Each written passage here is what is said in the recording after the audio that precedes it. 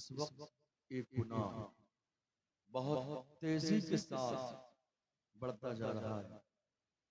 क्या है वो? जिना। बहुत तेजी के साथ। आपके जहन में शायद न हो, लेकिन हालत यह है, आज आंखों का जिना भी हो रहा है, आज कानों का जिना भी हो रहा है, आज जबान का जिना भी हो रहा है, आज इन हाथों का जिना भी हो रहा है।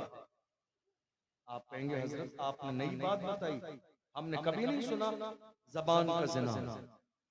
जबान का जिना इस वक्त इतना हो रहा है, आप हैरान हो जाएंगे। और ये बात सिर्फ मर्दों के लिए नहीं है, ये मर्द और औरत दोनों के लिए बात है।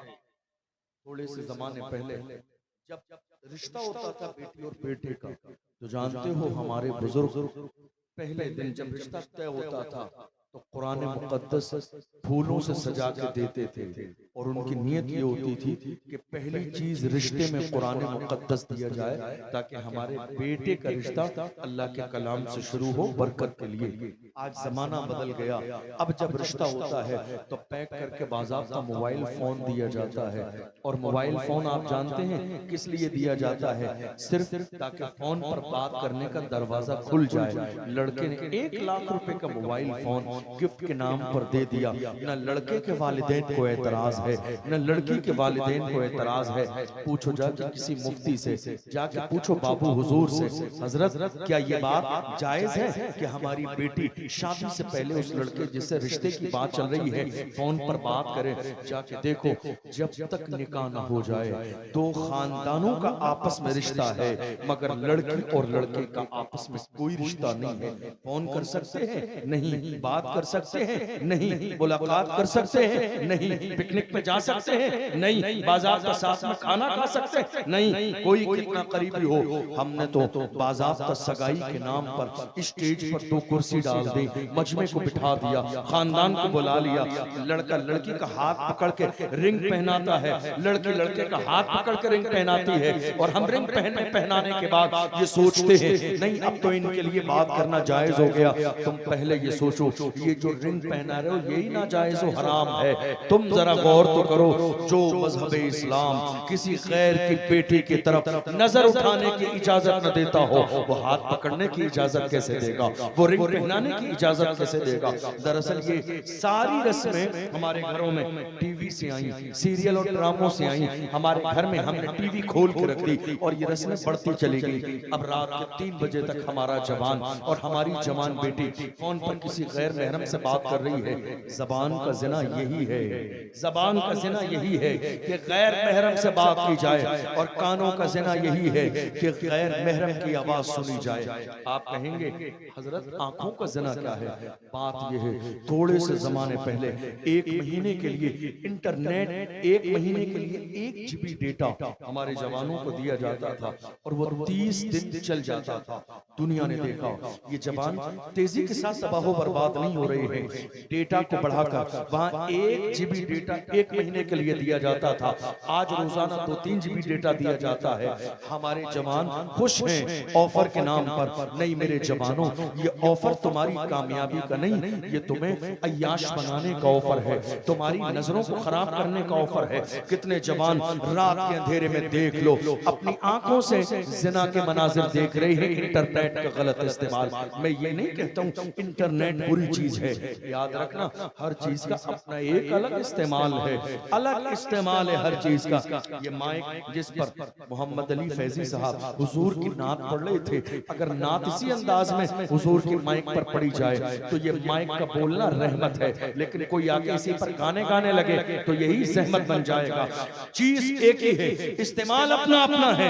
ये लाइट है, इस लाइट में हुजूर के जिक्र की महफिल हो रही है, रहमत है। यहीं आकर डीजे बाजे बजाए जाने लगे तो जहमत बन जाए। हम तो बड़े फख्र के साथ कहते हैं कलम भी एक रहमत है, लेकिन अगर कलम थानवी के हाथ में नहीं, इमाम अहमद रजा के हाथ में हो, थानवी के हाथ में है तो जहमत है, इमाम अहमद रजा के हाथ में हो तो रहमत है। जिस इमाम ने कहा सरवर कहूं के मालिको, मौला कहूं तुझे, बागे खलील का गुले जेबा कहूं तुझे, अल्लाह ने तेरे जिस्म मुनव्वर की ताबिश है, जाने जा में जाने तजल्ला कहूं तुझको। हर चीज रहमत भी है, सहमत भी है।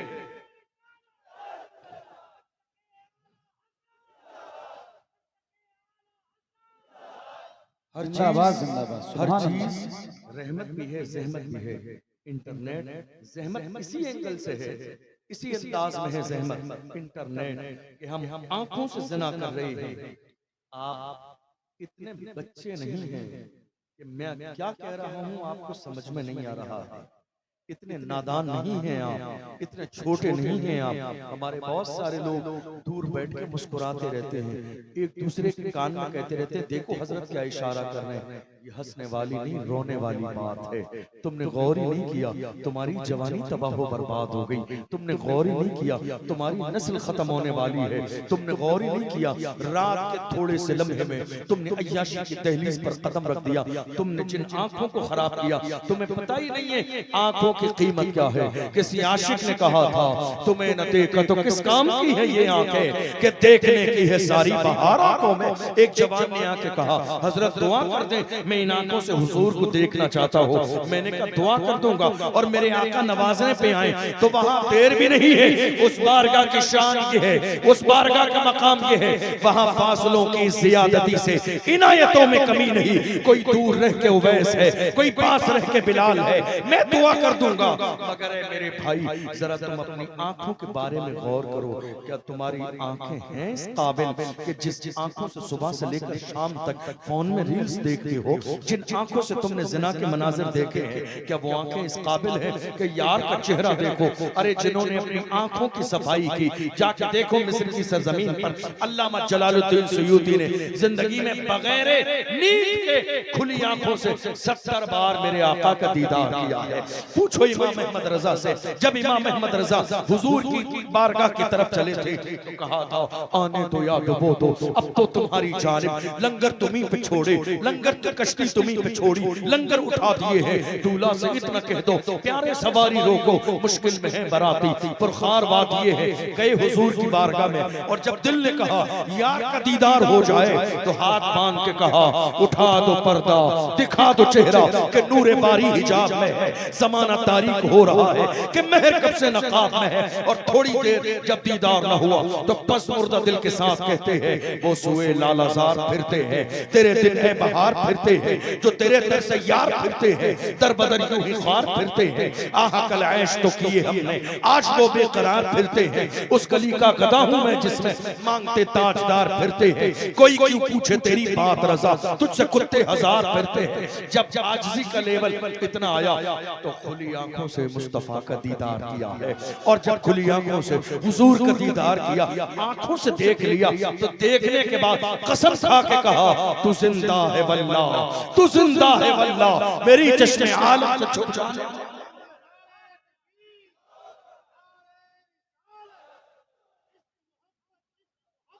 आला हजरत, आला हजरत, बहुत अच्छे मुफ्ती साहब, जिंदाबाद जिंदाबाद जिंदाबाद। आला हजरत, आला हजरत, वाह वाह वाह। क्या ये जो आंखों का इस्तेमाल हो रहा है, क्या ये हलाकत की वजह नहीं?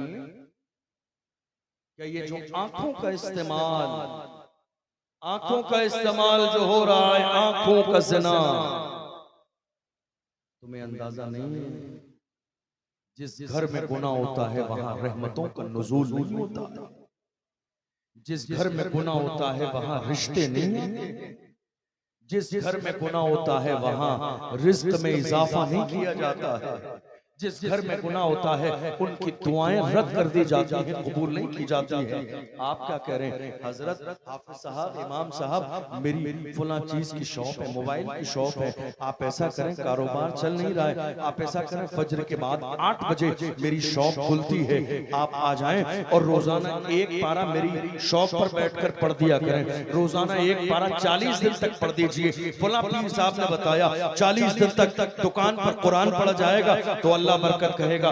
मैं कहता हूँ जाके कह देना, अगर कोई इंसान रात के अंधेरे में आंखों का जिना करता है, एक पारा नहीं, रोजाना अपनी शौक पर एक बार कुरान करीम मुकम्मल खत्म कराए, फिर भी रहमत का नुज़ूल नहीं होगा। इसलिए कि ये तो ऐसा ही हो गया कि किसी ने मटका लिया, ऊपर से पानी डालता भी है और नीचे से सुराख कर दिया है, ऊपर से आ भी रहा है, नीचे से निकल भी रहा है। नहीं मेरे अजीज, रहमतों का नुज़ूल तब होता है जब इंसान गुनाहों से रिश्ता तोड़ देता है, जब बुराई से रिश्ता तोड़ देता है। आप ऐसे ही रसूलुल्लाह के नामूस के मुहाफिज बनेंगे, गुनाह करने के बाद, जिना करने के बाद, आग का गलत इस्तेमाल करने के बाद। नहीं मेरे अजीज, हमारे जवान किसी भी दौर में ऐसे नहीं थे। हमारे जवान कैसे थे? हमारे जवान पूछो डॉक्टर इकबाल से। डॉक्टर इकबाल ने कहा हमारे जवान ऐसे थे, टल न सकते थे अगर जंग में अड़ जाते थे, पांव शेरों के भी मैदान से उखड़ जाते थे, तुझसे सरकश हुआ कोई तो बिगड़ जाते थे, तीर क्या चीज है हम तोप से लड़ जाते थे, शान आंखों में न जचती थी जहांदारों की, कलमा पढ़ते थे हम छांव में तलवारों की, हम जो जीते थे तो जंगों की मुसीबत के लिए और मरते थे तेरे नाम की अज़मत के लिए। दश्त तो दश्त है, दरिया भी न छोड़े हमने, बहरे ज़ुल्मात में दौड़ा दिए घोड़े। ये गुनाह जब तक गुनाह से रिश्ता नहीं टूटेगा, और कौन नहीं जानता है गुनाह हो रहा है, कौन नहीं जानता है? गुनाह करने वाला जानता है, गुनाह करने वाला जानता है गुनाह है, बुराई करने वाला जानता है बुराई है। किसी हजरत के पास जाके कहते हैं हजरत दुआ कर देना, जरा हजरत आपके कदम मेरे घर में रख दीजिए, बरकत हो जाए। हम वो वाले हजरत नहीं है जो आपको खुश फहमी में, हाँ आपके घर में हजरत के कदम रखवा लीजिए बरकत हो जाएगी। हजरत के कदम से बरकत नहीं होगी, गुनाह छोड़ने से बरकत होगी। सिर्फ हजरत के कदम से बरकत नहीं होगी, जब तक गुनाहों से रिश्ता नहीं तोड़ेंगे कुछ होने जाना नहीं। गुनाह से तौबा कर लीजिए, सच्चे बनिए, पक्के बनिए, मुत्तकी बनिए, परहेजगार बनिए। जब तक तुम्हारे घर के अंदर ये जिना का माहौल चलता रहेगा। आप जानते हैं इमाम अहले सुन्नत की 4 साल की उम्र है। इमाम अहले सुन्नत के सामने ऐसे लोग गुजरे जिनसे नजर को बचाना था। इमाम अहले सुन्नत ने अपने जुब्बे के दामन को उठाया, उठाने के बाद इमाम अहले सुन्नत ने अपने दामन को उठाया और अपनी आंखों से लगा लिया। सामने से आवाज आई, आपने आंखों को बंद कर लिया, नीचे का आपका जिस्म खुल गया, आपने ऐसा क्यों किया? इमाम अहले सुन्नत फरमाते हैं मैंने नजर को इसलिए बंद कर लिया है, इसलिए कि जब नजर बहकती है तो दिल बहकता है, जब दिल बहकता है तो इंसान गुनाह करता है। मैंने नजर ही को छुपा लिया है, जब नजर न बहकेगी तो दिल न बहकेगा, जब दिल न बहकेगा तो बंदा गुनाह के करीब भी नहीं जाएगा। आज हमारी नजर बहक रही है। हजरत यहया अलैहिस्सलाम से पूछा गया, हजरत ये बताइए जिना की शुरुआत कहां से होती है? क्या कहा मैंने? जिना की शुरुआत कहां से होती है?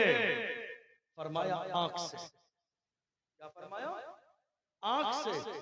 इंसान जब किसी गैर को देखता है फिर उसका ख्याल दिल में पैदा होता है, फिर जब दिल में पैदा होता है तो उसके जिस्म के आज़ा हरकत में आते हैं और उसका दिल गुनाह के लिए आमादा हो जाता है। इसलिए नजर की हिफाजत करो। आप जानते हो हाथों का जिना, हाथों का जिना, हाथों का जिना कब होता है? जब पहले नजर बहकती है, इंटरनेट पर अय्याशी देखकर, इंटरनेट पर जिना देखकर जब नजर बहकती है तो दिल बहकता है, और जब दिल बहकता है तो इंसान अपने हाथों से जिना करता है। नहीं मेरे अजीज, क्या सोच रहे हो मुसीबतें तुम्हारे घर में है?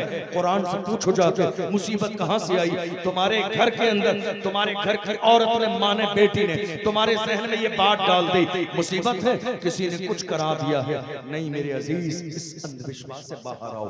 किसी ने कुछ नहीं कराया है, तुम्हारे अपने अमाल हैं जिन्होंने तुम्हें तबाह बर्बाद किया है। मैं नहीं कहता हूँ, अल्लाह का कुरान कहता है वमा असाबकुम मिन मुसीबतिन फबिमा कसबत ऐदीकुम तुम्हारी जिंदगी में जो मुसीबतें हैं वो तुम्हारे हाथों के कारनामे हैं, जो तुमने कार्य करतूत जिंदगी में किए हैं, इसी बुनियाद पर तुम्हें ज़लील व रुस्वा किया जा रहा है। सुनो मेरे आका का फरमान, अल्लाह के रसूल इरशाद फरमाते हैं, मन यज़मन ली मा बैन रिजलैहि व मा बैन लहयैहि अज़मनु लहुल जन्नह। मेरे आका इरशाद फरमाते हैं, जो मुझे दो चीजों की जमानत दे, जो जबान की जमानत दे और अपनी शर्मगाह की जमानत दे, मेरे आका फरमाते हैं मैं बदले में उसे जन्नत की जमानत देता हूं।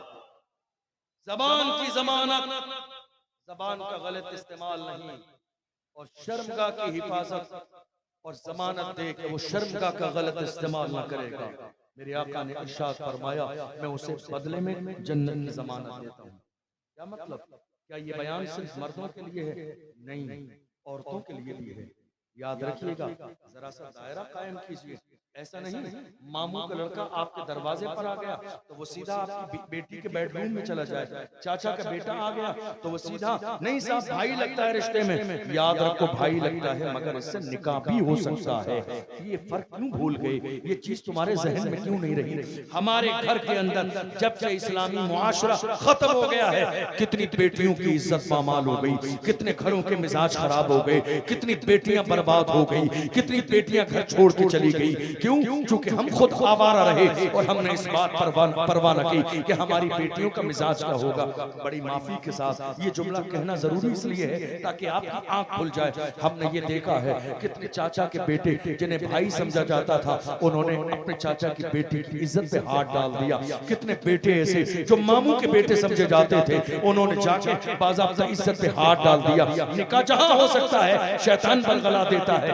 इसलिए हद कायम कीजिए, सबकी अपनी जगह है, मर्दों की बाहर जगह है, औरतों की अपनी जगह है। अपनी बेटियों को 50,000 का फोन नहीं, कुरान दो। तुम्हारी बेटियां उनके हाथों में कुरान दोगे, कनीज़े फातिमा बनेगी। वो जिस घर में जाएंगी, जहां उनके कदम पड़ेंगे, अल्लाह उसी घर को जन्नत का गहवारा बना। आपको मालूम है तलाक क्यों हो रही है इस वक्त? तलाक क्यों हो रही है ज्यादा? तलाक होने की बड़ी वजह ये मोबाइल फोन है लड़कियों के हाथ में, शादी से पहले भी और शादी के बाद भी। मेरी बात समझ आई? तो खत्म करने लगा। शादी से पहले भी और शादी के बाद भी ये जो हमारी बेटियों के हाथों में मोबाइल फोन दे दिया ना, सबसे बड़ी तबाही का जरिया ये है। अगर शौहर अपनी बीवी को मोबाइल फोन न दे, ससुराल वाले मोबाइल फोन न दें, तो पूरे समाज में बुराई कर दी जाती है। देखो हमारी बेटी पर इतना जुल्म किया जा रहा है, कितना ही अच्छा खिला लीजिए, कितना ही अच्छा कपड़ा पहनाइए, कितना ही खुश रखिए, लेकिन सिर्फ मोबाइल फोन न दिया, जमाने में बुराई कर दी जाएगी कि बेटी पर जुल्म हो रहा है। ये मोबाइल बेटी के लिए इतना जरूरी जानते हो क्यों? क्योंकि मायके वालों को चुगलियां करने का मौका नहीं मिल रहा है। माँ को बेटी से फोन करके बुराई गीबत करने का मौका नहीं मिल रहा है। एक नादान माँ 2-2 घंटे फोन पर बात करती है और वो ये सोचती है कि मुझे बेटी को ये समझाना है, ये समझाना है। हजारों लाखों सियानी माएं जिन्होंने बेटियों को फोन पर समझाया, माँ का थोड़े दिन के बाद इंतकाल हो गया, लेकिन वो सियानी बेटी उसी रवैये से चलती रही। माँ का भी इंतकाल हो गया, इधर शौहर ने भी छोड़ दिया। हालत ये हो गई, ना खुदा ही मिला ना फिसाले सनम, ना इधर के रहे ना उधर के रहे। एक समझदार बेटी शादी के बाद जब माँ समझाती है तो बेटी कहती है मेरी माँ मुझे मालूम है मेरी ससुराल का मिजाज क्या है, मेरे घर का मिजाज क्या है, मुझे अब कानों में किसी और की आवाज नहीं, अब मुझे अल्लाह रसूल के फरमान के मुताबिक ससुराल की जिंदगी गुजारनी है। याद रखना ये फोन तबाही की वजह बनता जा रहा है बेटियों के हाथ में, चाहे वो शादी से पहले हो या शादी के बाद में हो। मोबाइल फोन नहीं, बेटियों को कुरान दो, बेटियों को जाए नमाज दो, बेटियों को मुसल्ला दो। तुम्हारी बेटी अगर अल्लाह के सामने झुकने की आदि बन जाएगी तो तुम्हारी ही बेटी की नस्ल से किसी दिन सलाहुद्दीन अय्यूबी जैसा बेटा पैदा होगा, कोई टीपू सुल्तान बन के निकलेगा, कोई मोहम्मद बिन कासिम बनेगा, कोई अर्तुगरुल गाजी बनेगा, कोई उस्मान गाजी बनेगा, कोई उस जमाने में जब रसूलुल्लाह की नामूस पर पहरा देने की नौबत आएगी तो कोई व्हील चेयर पर बैठकर जमाने के सामने कहेगा कि मोहम्मद से वफा तूने तो हम तेरे, ये जहां चीज है क्या ला